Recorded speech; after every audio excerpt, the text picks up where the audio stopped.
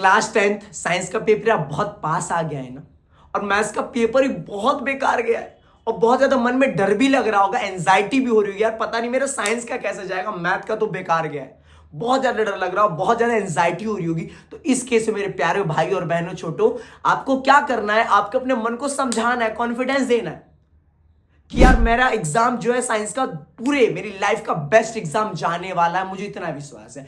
क्यों यार? क्योंकि कॉन्फिडेंस बहुत तगड़ी चीज है और साइंस जैसे एग्जाम में कॉन्फिडेंस बहुत इंपॉर्टेंट रोल प्ले करता है यार।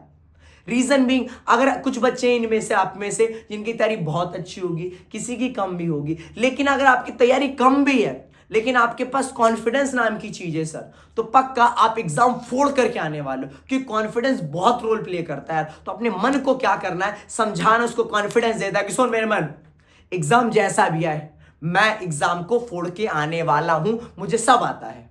ये आपको अपने मन को समझा करके चलना है और इसी कॉन्फिडेंस को बूस्ट अप करने के लिए आपके शुभम भैया आपके लिए 7 हैक लेकर के आगे साइंस के, जो कि यार आपके एग्जाम में 10 या 12 मार्क्स बढ़ाने वाले हैं। क्योंकि यार इन्हीं हैक्स की वजह से, आप विश्वास नहीं करोगे, मेरा पिछले साल के मेरे जो ऑफलाइन के बच्चे थे उन्होंने अपने 10 से 12 मार्क्स इस हैक्स की वजह से बढ़ा रखे हैं। सर इस हैक्स में क्या होगा, इस हैक्स में सारा आपको जो भी आपके मन में डाउट्स आ रहे हैं कि यार पहले पार्ट कौन सा करूं, कौन से कैलकुलेशन मिस्टेक होगी, कैसे क्या चीज करूं क्या चीज नहीं करूं, तो इस 7 हैक्स में ये सारे के सारे इंक्लूड होंगे और विश्वास मानो यार इससे 10 और 12 मार्क्स बढ़ने वाले हैं आपके। तो वीडियो तक लास्ट तक बने रहो, फटाफट देखते हैं। तो आओ स्टार्ट करते हैं हमारे हैक्स का। तो हैक्स में पहला सर बात करें हम लोग, चलो जी आगे।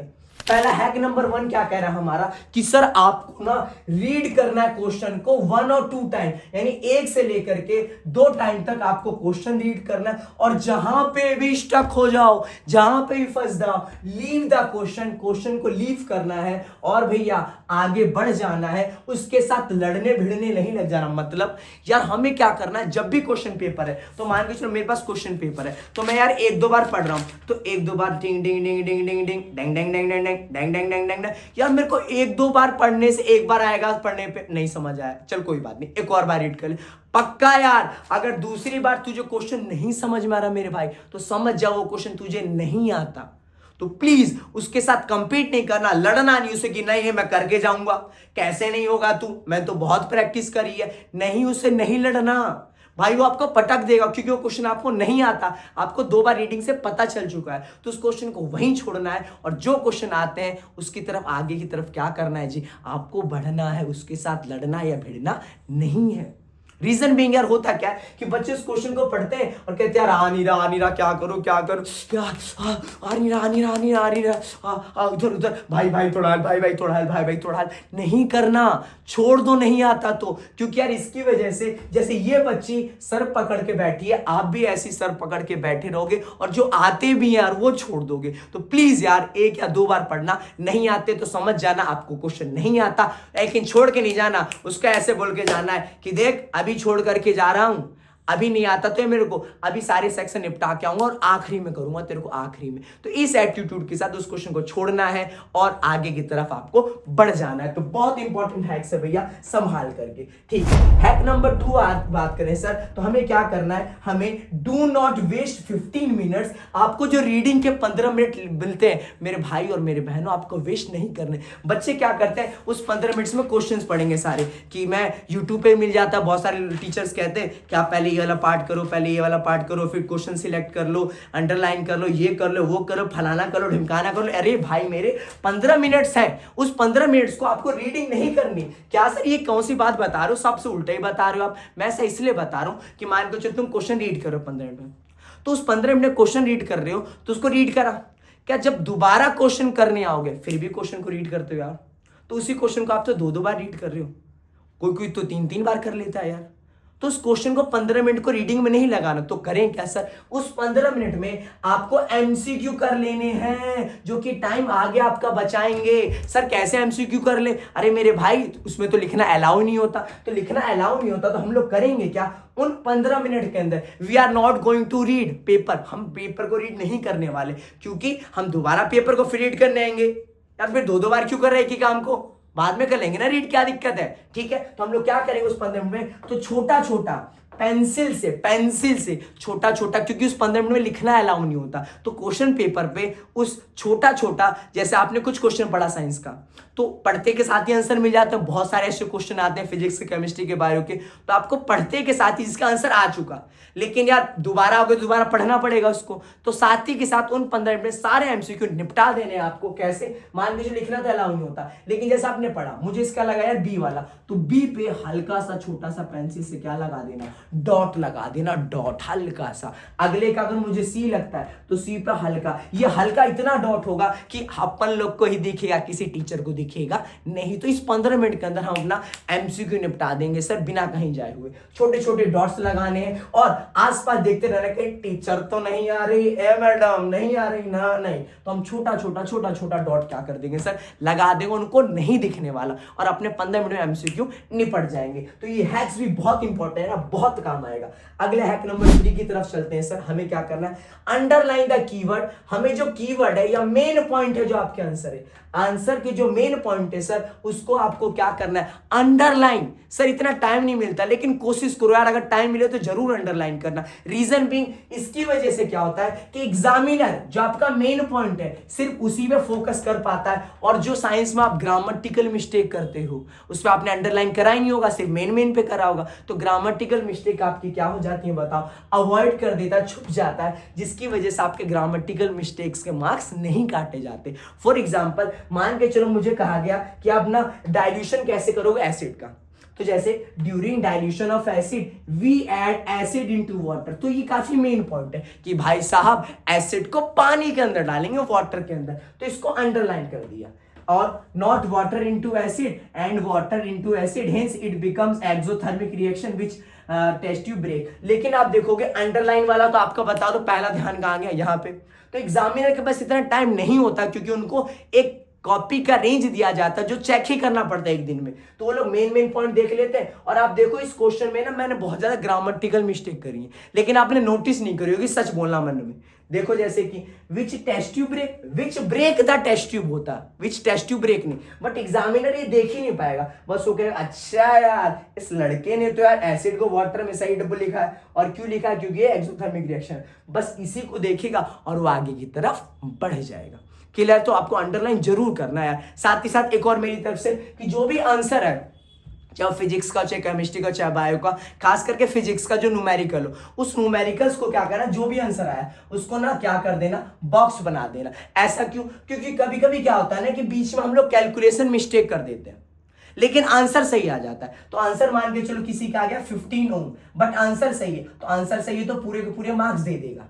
लेकिन आपने बॉक्स नहीं बनाया तो एग्जामिनर आंसर देखेगा बच्चे ने कहां लिखा है, तो आंसर देखने के चक्कर में वो सारे स्टेप देखने लग जाता है, और सारे स्टेप में अगर कहीं पे भी गलती निकल गई बट आंसर सही आया है, तब भी वो मार्क्स को क्या कर लेगा सर, कट कर लेगा। इसीलिए आपको आंसर को क्या लिखना है सर, बॉक्स में लिखना है। क्यों लिखना है? क्योंकि आंसर अगर बॉक्स में होगा तो हमारी स्टेप नहीं देखेगा, हमारी गलतियां नहीं देखने वाला, और हमारी गलतियां नहीं देखने वाला तो अपने तो मजे आने वाले हैं सर। तो क्या करना, बस आंसर को बॉक्स में लिख देना, चाहे कैलकुलेशन मिस्टेक हो भी चुकी तो मार्क्स नहीं कटेंगे, बस वो ये देखेगा और मार्क्स देकर के आगे बढ़ जाएगा। Hack number 3। अगले चलते सर हैक नंबर 4 पे। हैक नंबर 4 जैसे कि देखो, साथ ही साथ यार अंडरलाइन वाला बहुत सुंदर भी लगता है, देखो कितना सुंदर लग रहा है, तो सोच के देखो मेन में, अच्छा नेगेटिव फीलिंग, ठीक है, कंट्रोल, ठीक है, तो ये पूरा पढ़ने की जरूरत ही नहीं है, तो जो हमारा ग्रामेटिकल मिस्टेक होगा वो भी छिप जाएगा। चलो आगे, चलो जी अगला sir hack number 4, do not right wrong solution. आपको गलत सॉल्यूशन नहीं लिखने, होता है ना कि कुछ एमसीक्यू नहीं आते, कुछ 2 मार्क्स के नहीं आते, 3 मार्क्स, लेकिन अगर हिंट मिल गया सर तो अपन लोग उसको कर देंगे, लेकिन यार अभी नहीं आता तो बच्चे ने क्या करते हैं, गलती टिक करके चले जाते हैं, गलती लिख देते हैं। तो आपको रॉन्ग सॉल्यूशन नहीं लिखना, आपको ब्रेक करना है किसका, टी ब्रेक का, चाय ब्रेक का ब्रेक। क्योंकि सर जब वहां पे एग्जाम हॉल में जब चाय का ब्रेक होता है तो भैया पक्का वहां टीचर एक्सचेंज होते हैं, या तो टीचर बैठ करके टेबल पे क्या कर जाते हैं भैया, बैठने के आराम से चाय की सुर्खियां लेने लग जाते हैं। तो देखो यहाँ पे दाढ़ी वाले भैया, तो जब हमारा टी ब्रेक होगा तो दाढ़ी वाले सर पक्का मेज पे टेबल पे बैठ जाएंगे और बैठ करके शुड़ुक शुड़ुक शुड़ुक शुड़ुक चाय पीना चालू कर देंगे। तो अपने पास सर उस समय टाइम होगा कि अगल बगल से थोड़ा बहुत हिंट कि भाई इसका क्या होगा, थोड़ा हिंट दे दे। तो हिंट देने से हम उस आंसर को क्या कर देंगे, लिख देंगे। लेकिन पहले पूछने मत लग जाना,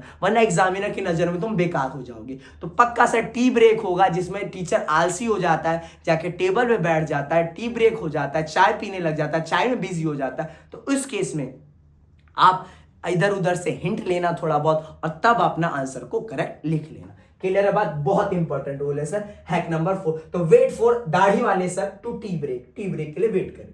अगला जी हैक नंबर 5, जो कि यार बच्चे करते ही करते हैं सभी लोग, और यार इसको ना कोई टीचर हाईलाइट भी नहीं करता, क्या कि do not keep the water bottle in front of eyes, यानी अपने आंखों के सामने पानी की बोतल नहीं रखनी। रीजन भी सोचो यार, मेरे आंखों के सामने अगर वाटर बोतल है, तुमने क्वेश्चन नहीं आता, अब क्या करूं क्या करूं, देर पानी पानी पी, थोड़ा सा पानी पानी पानी, और पानी ना सारा नहीं पीते, थोड़ा सा 2 घूंट, ठीक है ठीक है, यार घबरा, फिर 2 घुट, फिर घबरा, हाँ लिख रहे कुछ समझ नहीं आ रहा। तो ऐसे में क्या दिक्कत है भैया कि आपको सोचो यार, अगर पानी पीना ही है तो एक ही बार पी के गड़ होते रहोगे। लेकिन सर जैसी वाटर बॉटल हम लोग आंख के सामने रहेंगे तो हमें प्यास नहीं भी लगेगी, तो हमें लग रहेगी।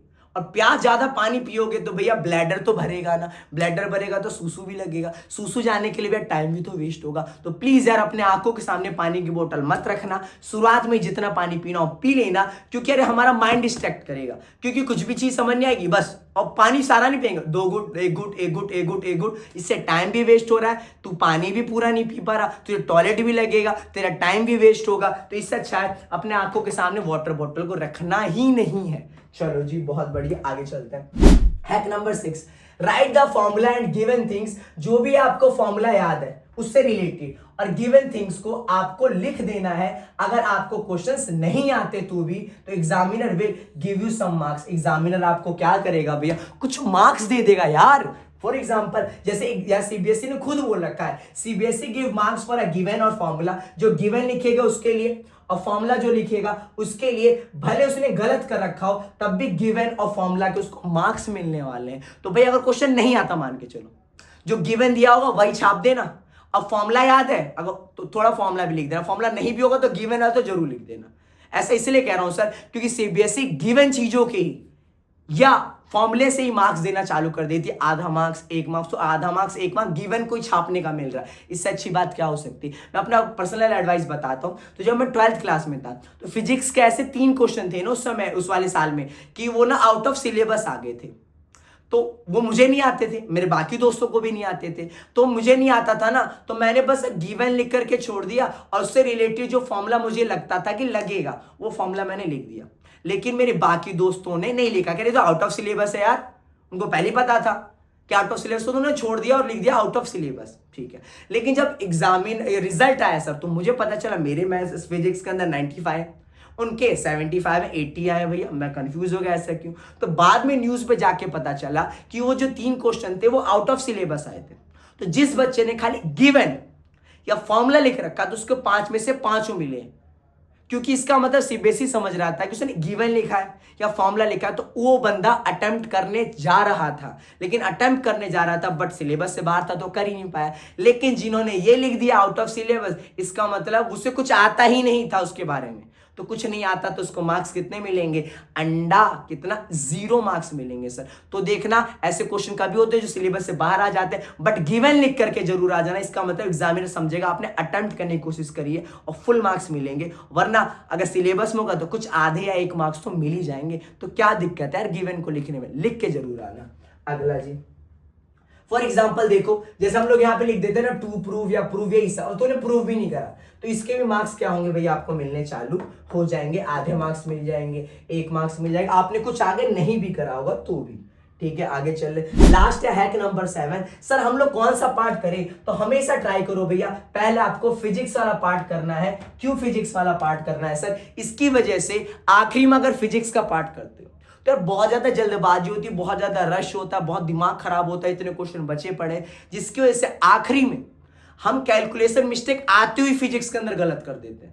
मिरर इमेज निकालना, पोजीशन गलत कर देते हैं, मैग्निफिकेशन गलत कर देते हैं, तो सिली मिस्टेक करने लग जाते हैं क्योंकि जल्दबाजी होती है। तो सबसे पहले पार्ट जो है फिजिक्स का स्टार्ट करना, रीजन बीइंग कि जो न्यूमेरिकल शुरुआत में माइंड अच्छा चलता है तो कैलकुलेशन मिस्टेक बहुत कम होगी, जिसकी वजह से जो आते हुए क्वेश्चन है वो पूरे मार्क्स मिलेंगे। लेकिन अगर बाद में करोगे यार तो आते हुए क्वेश्चन भी जल्दबाजी में कैलकुलेशन मिस्टेक गलत कर दोगे और आते हुए नैया भी क्या हो जाएगी आपकी भैया, डूब जाएगी आपकी। तो शुरुआत में करना फिजिक्स के उन क्वेश्चनों से जो आपको आते हो, जो नहीं आते हो उनको ये बोल करके कि अभी आ रहा हूं, तुझे फिर से करूंगा, ध्यान रखियो फिर से करूंगा। तो मेरे प्यारे भाइयों बहनों, जो 7 हैक्स बताएं पक्का उसे जरूर अपनाया ना, विश्वास मानो यार 10 या 12 मार्क्स आपके बढ़ने वाले। और लास्ट आप सभी को मेरी तरफ से भैया, आप सभी को सबको all the best for the science exam. विश्वास मानो यार, ये अपने मन के अंदर ठान लो कि मेरा साइंस का एग्जाम भैया बेस्ट एग्जाम जाने वाला मेरी लाइफ का। ये मैं खुद कह रहा हूं, विश्वास मानो शुभम भैया। और ये शुभम भैया आपको भैया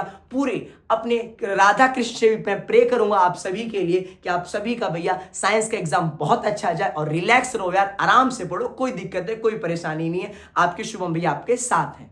तो मिलते हैं हम लोग नेक्स्ट वीडियो में, तब के लिए टाटा और बाय बाय।